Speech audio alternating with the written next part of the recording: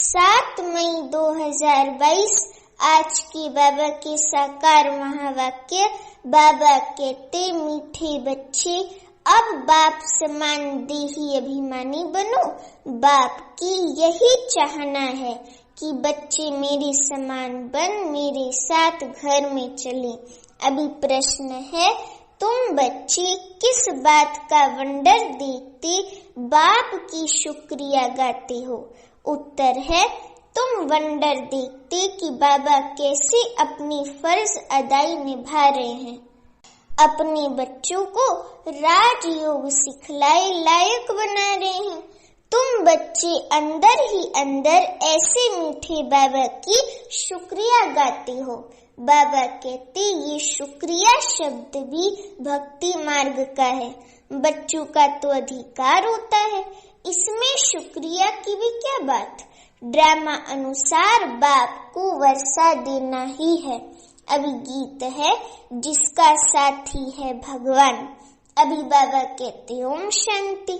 ये गीत है बच्चों के लिए, जिसका साथी सर्वशक्तिवान परम पिता परमात्मा शिव बाबा है। उनको माया की आंधी व तूफान क्या कर सकता है? उनको माया का आंधी व तूफान हिला भी नहीं सकता है, बाल भी बांका नहीं कर सकता।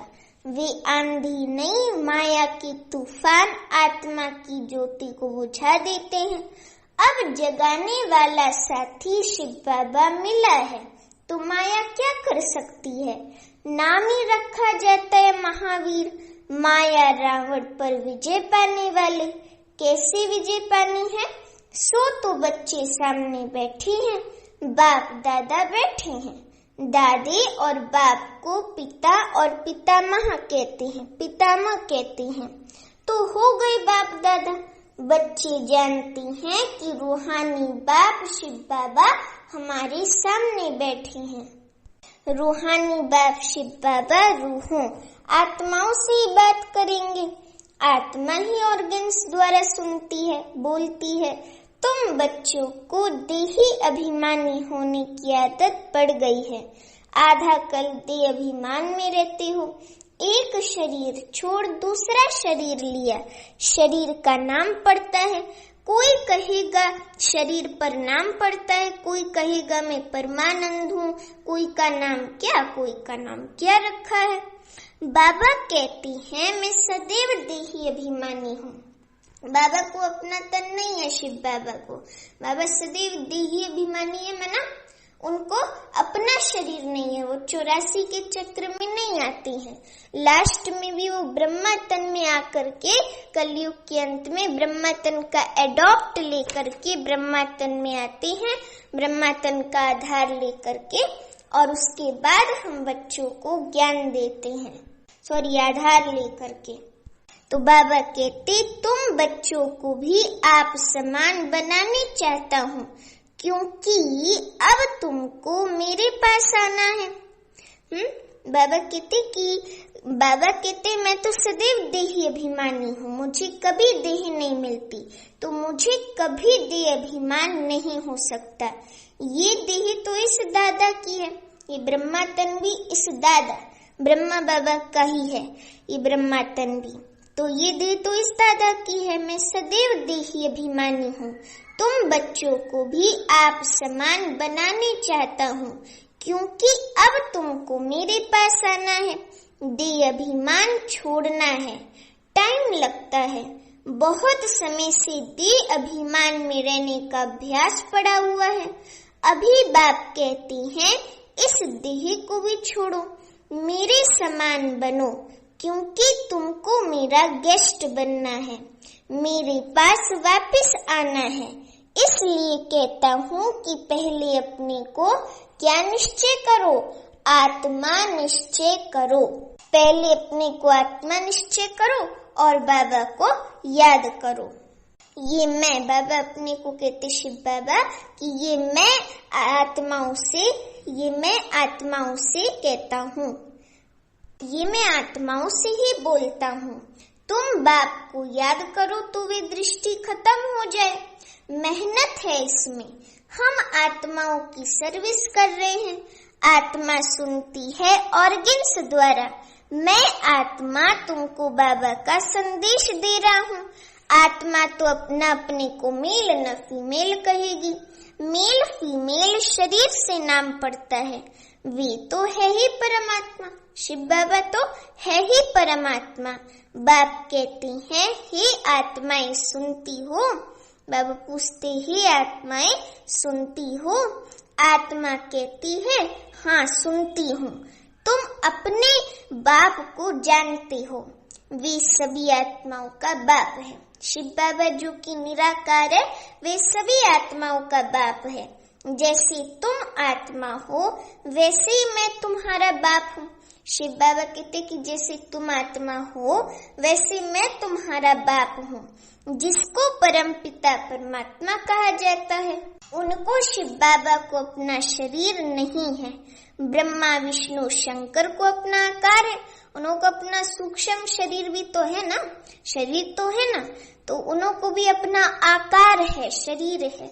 लेकिन शिव बाबा तो विचित्र है, हाँ, जिनको शरीर नहीं है, जिनको अपना शरीर नहीं है। और बाकी सभी ब्रह्मा विष्णु शंकर विचित्रधारी हैं, माने शरीरधारी हैं। आत्मा को आत्मा ही कहेंगे। शिव बाबा कहते कि मेरा नाम तो शिव है ना। अब बाबा कहते शरीर पर तो बहुत नाम पड़ते हैं, मैं शरीर नहीं लेता हूँ, इसलिए मेरा कोई शारीरिक नाम नहीं है।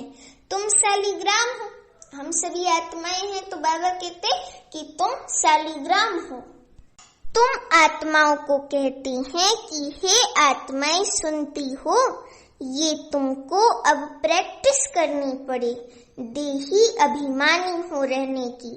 आत्माएं सुनती और बोलती हैं इन ऑर्गन्स द्वारा, इन शरीर के ऑर्गन्स द्वारा। बाप शिव बाबा बैठ आत्माओं को समझाते हैं। आत्मा भी समझ हो गई है, क्योंकि बाप को भूल गई है। ऐसे नहीं कि शिव भी परमात्मा है, कृष्ण भी परमात्मा है, ऐसा हो ही नहीं सकता। कृष्ण परमात्मा नहीं है, क्योंकि कृष्ण भी तो शरीरधारी है ना, वो भी परमात्मा हो न सके, तो कृष्ण भी परमात्मा नहीं है, कृष्ण परमात्मा नहीं है। एक शिव बाबा ही परमपिता परमात्मा है। वे तो कहते कि पत्थर ठीक कर सब परमात्मा है। सारी सृष्टि में उल्टा ज्ञान फैला हुआ है। बहुत तो समझते भी हैं कि हम भगवान के बच्चे हैं, लेकिन मेजॉरिटी सर्वव्यापी कहने वाले निकलेंगे। इस दुबन से सबको निकालना है। ये जो सर्वव्यापी नाम की दुबन है ना, इससे हमको सभी को निकालना है। सारी दुनिया है एक तरफ और बाप है दूसरी तरफ। बाबा एक संगम युग पर और बाकी सारी दुनिया है कलयुग में। तो एक तरफ है सारी दुनिया और बाप है दूसरे तरफ। तो बाप की महिमा गाई हुई है। अहो प्रभु तेरी लीला अपरम अपार है। अहो मेरी मत जिससे ही गति अथवा सदगति मिलती है। शिव बाबा अपनी मत को कहते कि अहो मेरी मत जिससे सदगति मिलती है। गति अर्थात अथवा सदगति मिलती है। तो गति सदगति दाता तो एक ही है शिव बाबा। हाँ, मनुष्य की गति सदगति के लिए कितना माथा मारते हैं। ये एक ही सतगुरु है, ये शिव बाबा एक ही सतगुरु है जो मुक्ति जीवन मुक्ति दोनों ही देते हैं, दोनों का ही रास्ता बताते हैं बाबा। बाप कहते हैं इन साधु संत आदि सबकी सदगति करने के लिए मुझे आना पड़ता है। सबकी सदगति करने वाला मैं एक ही हूँ। शिव बाबा कहते कि सबकी सदगति करने वाला मैं एक ही हूँ। बाबा कहते कि आत्माओं से बात करता हूँ, मैं तुम्हारा बाप हूँ और कोई ये कह न सके कि तुम सभी आत्माएं मेरी संतान हो। वे तो कहते थे कि ईश्वर सर्वव्यापी है, तो फिर ऐसे कभी कह न सके। ये तो खुद बाप कहते हैं कि मैं आया हूँ भक्तों को भक्ति का फल देने।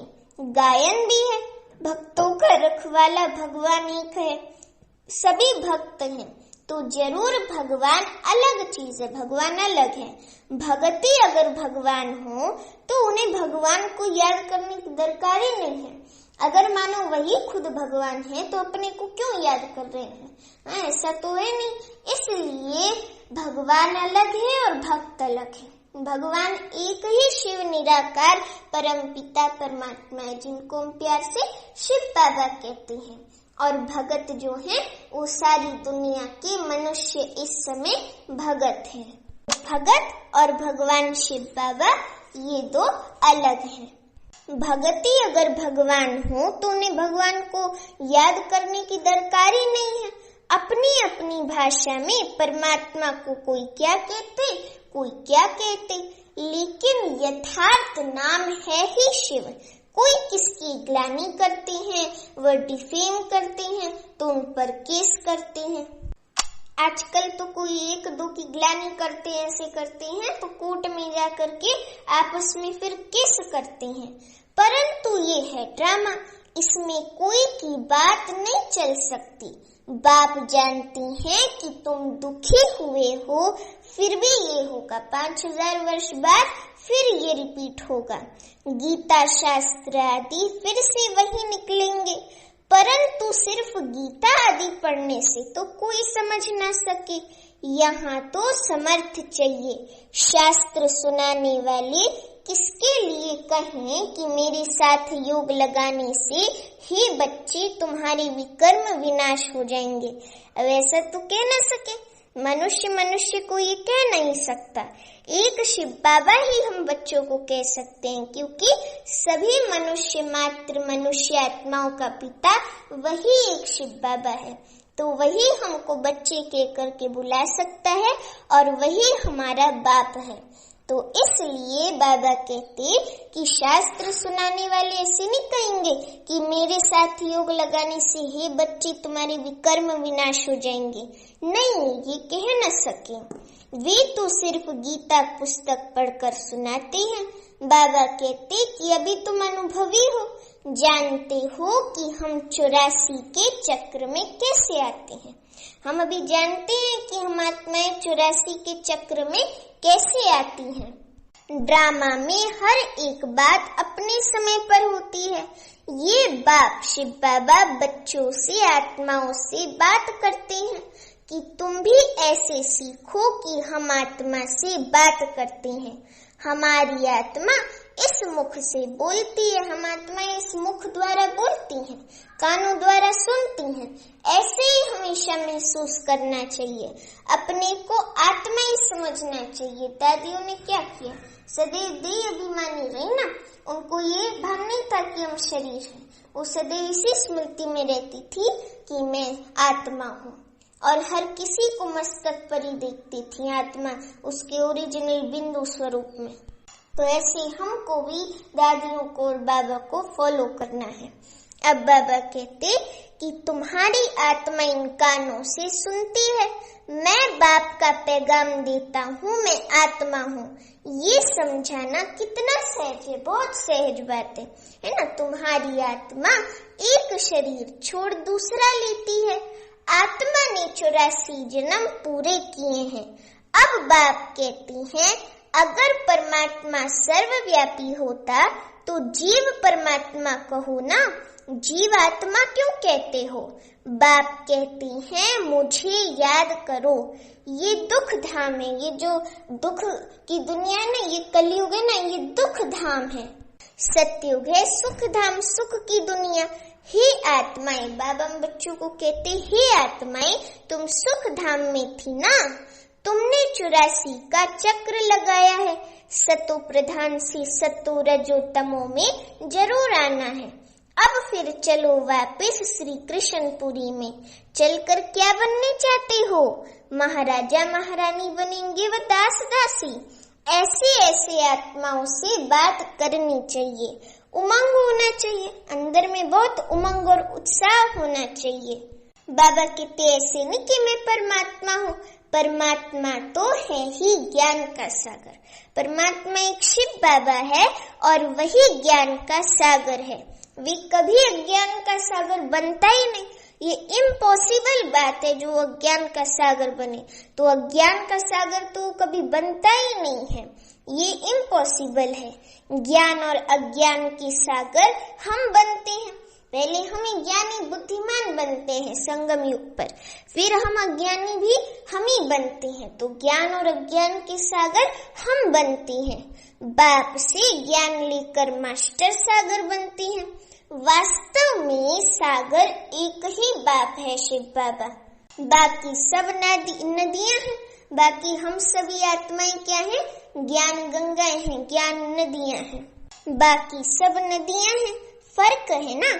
आत्मा को समझाया तब जाता है, आत्मा को समझाया तब जाता है जबकि आत्मा बेसमझ है।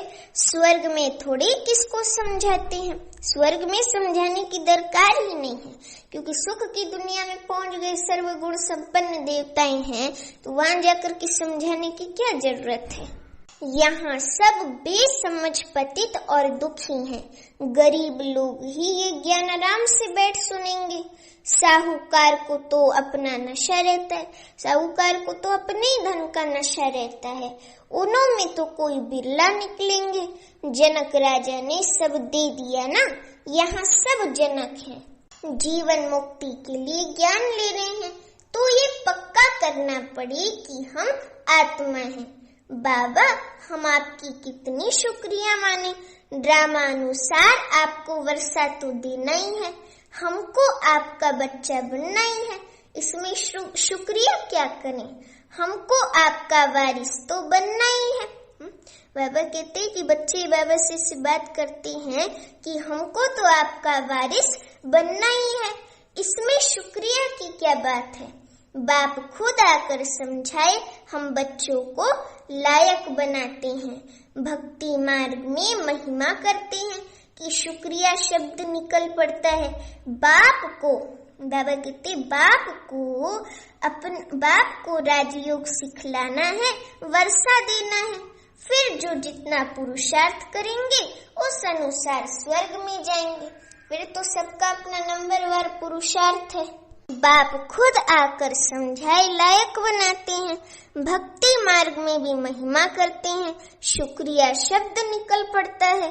बाप को तो अपनी फर्ज अदाई करनी है, आकर फिर से स्वर्ग में चलने का रास्ता बताते हैं। ड्रामानुसार बाबा को आकर राजयोग सिखलाना है, वर्षा देना है। फिर जो जितना पुरुषार्थ करेंगे सो उस अनुसार स्वर्ग में जाएंगे। ऐसे नहीं कि बाबा भेज देंगे, ऑटोमेटिकली जितना पुरुषार्थ करेंगे उस अनुसार सतयुग में जाएंगे। बाकी इसमें शुक्रिया की कोई बात है नहीं। अब हम वंडर खाती हैं कि बाबा ने क्या खेल दिखाया है। आगे तो हम जानते नहीं थे, अब हमने जाना है। क्या बाबा हम फिर से ये ज्ञान भूल जाएंगे? हाँ बच्चे, हमारी और तुम्हारी बुद्धि से ज्ञान प्राय लोप हो जाएगा। फिर समय परिमर्ज होगा, जब ज्ञान देने का समय होगा। अभी तो हम निर्वाण धाम चले जाएंगे। फिर भक्ति मार्ग में मैं पार्ट बजाता हूँ। आत्मा में ऑटोमेटिकली वे संस्कार आ जाते हैं। मैं कल्प के बाद भी इसी शरीर में आऊंगा। बाबा कहते शिव बाबा कि मैं कल्प के बाद भी इसी शरीर ब्रह्मातन में आऊंगा।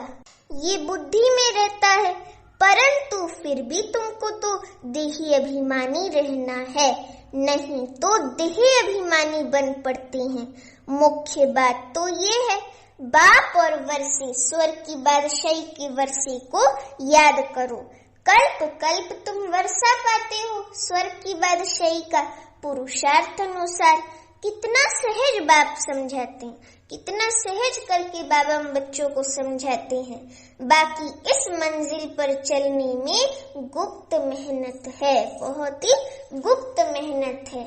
आत्मा पहले पहले आती है तो पुण्य आत्मा सतो प्रधान है, फिर उसको पाप आत्मा तमो प्रधान जरूर बनना है।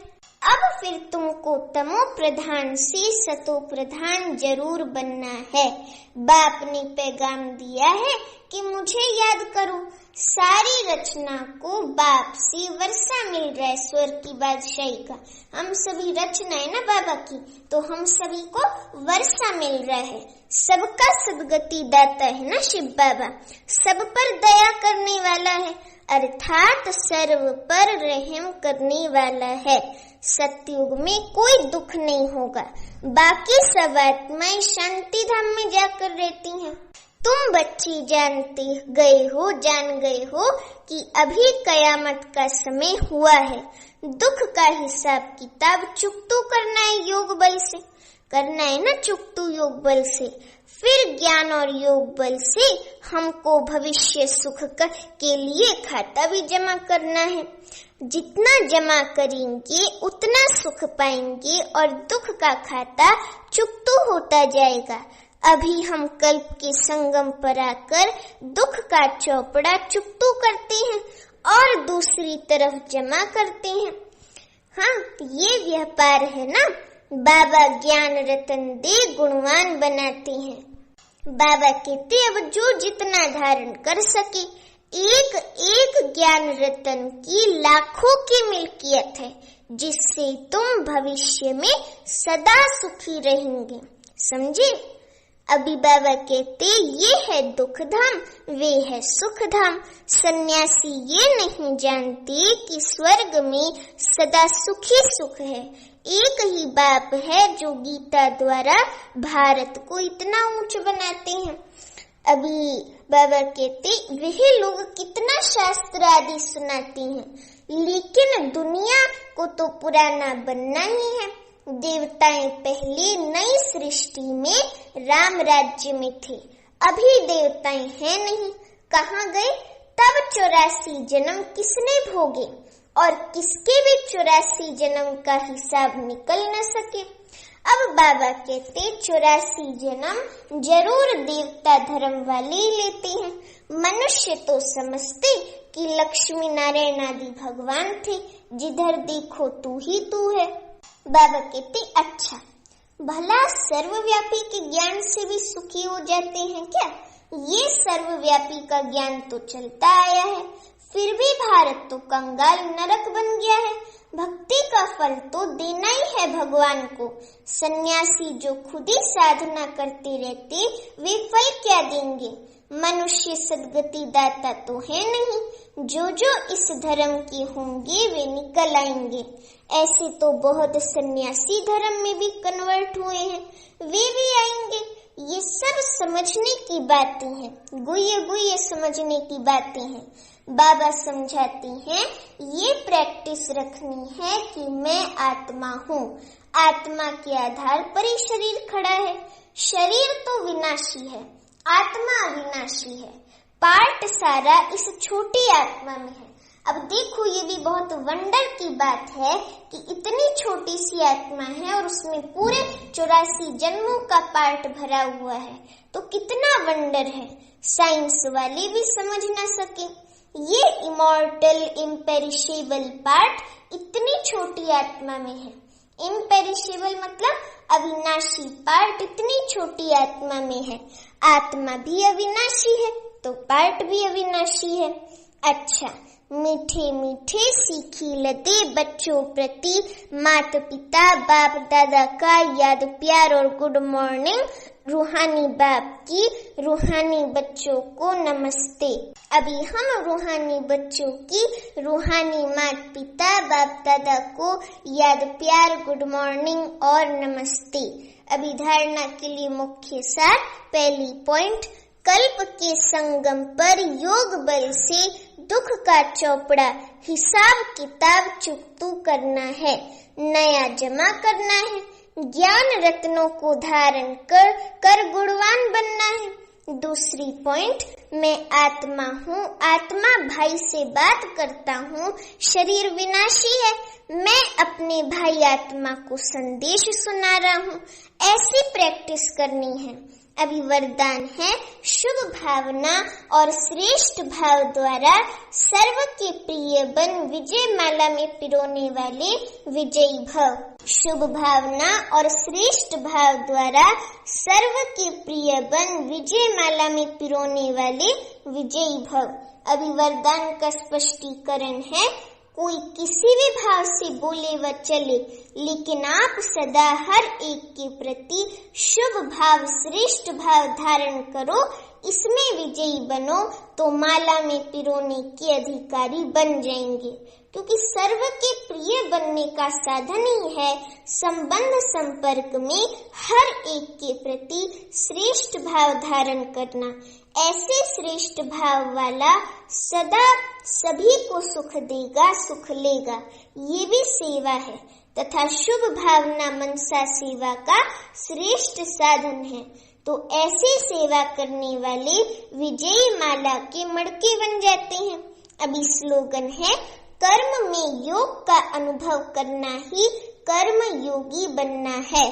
कर्म में योग का अनुभव करना ही कर्म योगी बनना है। अच्छा, ओम शांति।